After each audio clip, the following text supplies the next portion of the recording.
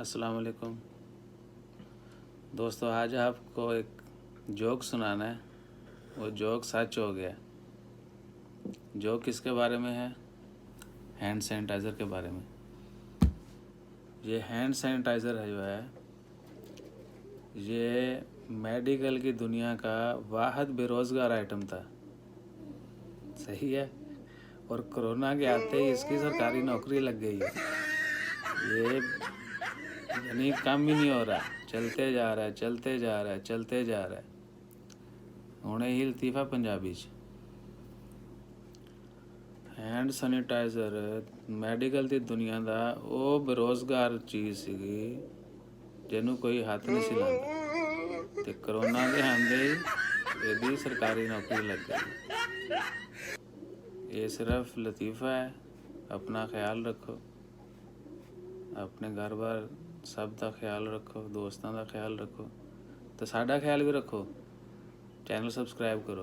शुक्रिया। अस्सलाम वालेकुम दोस्तों, आज आपको एक जोक सुनाना है। वो जोक सच हो गया।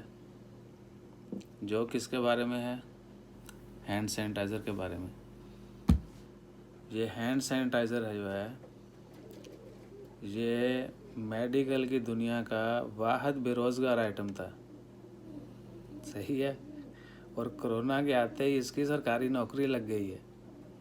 ये यानी कम ही नहीं हो रहा, चलते जा रहा है, चलते जा रहा है, चलते जा रहा है। हुणे ही लतीफ़ा पंजाबी च।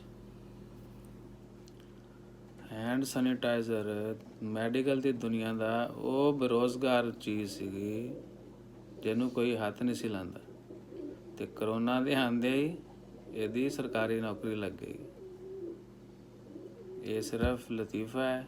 अपना ख्याल रखो, अपने घर बार सब का ख्याल रखो, दोस्तों का ख्याल रखो, तो साडा ख्याल भी रखो। चैनल सब्सक्राइब करो। शुक्रिया।